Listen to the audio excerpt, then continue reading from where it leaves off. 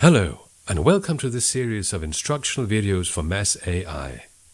In this episode, we're going to look at glycosylations. I have downloaded MassAI to my desktop, and I launch a program by double-clicking the MassAI 64-bit icon. We start out by doing the exact same thing we normally do by selecting the MGF files to search. We're going to search two files. One sample that has been fragmented in CID mode, and another that has been fragmented with HCD mode. Second, we're going to define the search space. We're going to investigate one particular protein. So we know what we're looking for. We define the search space and load a sequence. And the sequence is right here in FASTA format. And we can look at the sequence. The third step, we're going to choose the proteases. Now this sample has been digested with both trypsin and chymotrypsin. So I hold down the left control key and select chymotrypsin. And we're going to allow for 2 miscleavages. Fourth step, the modifications.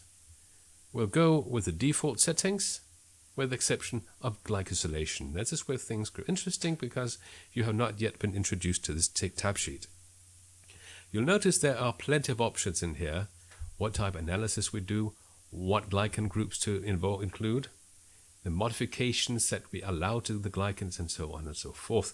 In this case, we just want to know what type of glycosylations we have in our sample and on which residues they reside. We're going to select all known glycans, and that's all we have to do. We'll bring up the system settings and we are ready to search.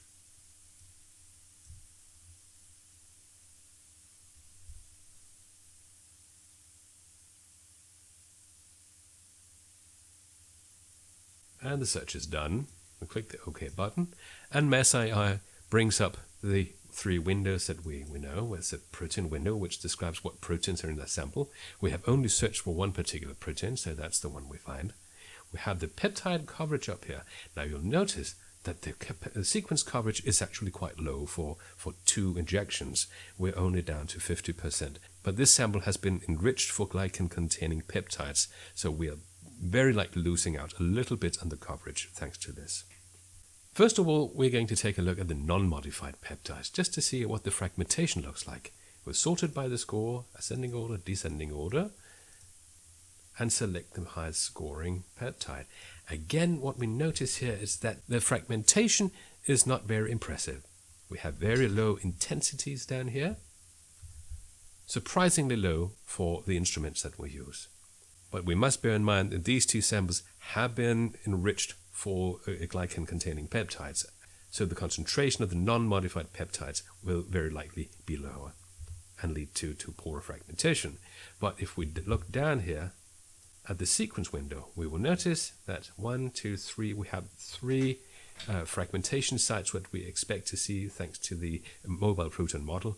If we go through the results, we will notice that whenever we expect something to fragment, we will find the fragmentation happens exactly there. So all things considered, these look like pretty decent results.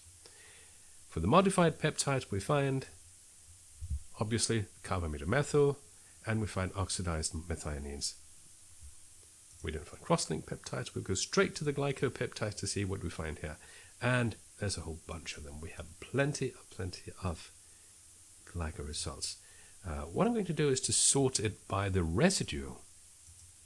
We have sorted our results by the residue that has been glycosylated. The first thing we notice is that the nature of the glycosylations, we have mostly high mannose structures.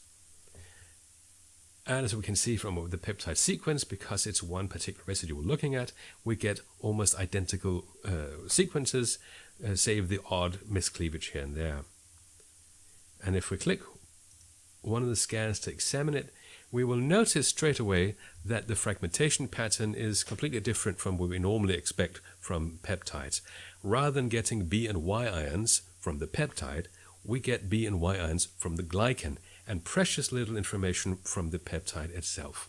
What we do get is a mass of the peptide and, here we go, the suggested glycan. When we look at the scan, we notice that we have three colors going. The blue color represents the B ions from the intact peptide with the glycosylation attached. The green peaks are the Y ions from the fragmenting glycan itself, and the red peaks are the ones that have not been explained. In this case, we have a very well explained scan. In the result list, we can see that this one proposes that we have this particular peptide with a mannose 13.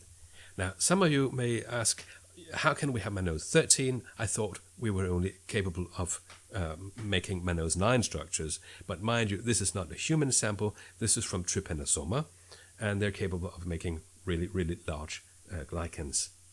Here we have the B ion for the peptide plus the first glucnug in the glycosylation. We have the same here, only with 2 glucnugs, the core 3, the core 4, and core 5. So we got the entire core covered. Over here, we have the ions from the fragmenting glycan.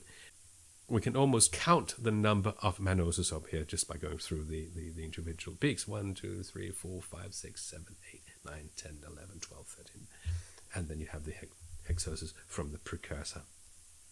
Down here at the very low end, we have oxonium ions that belong to the 1 hexoser that fragments off, or the double hexoser that fragment off.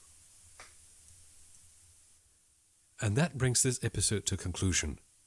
If you want to stay updated with the latest videos, be sure to click the subscribe button. If you like what you see, click the like button.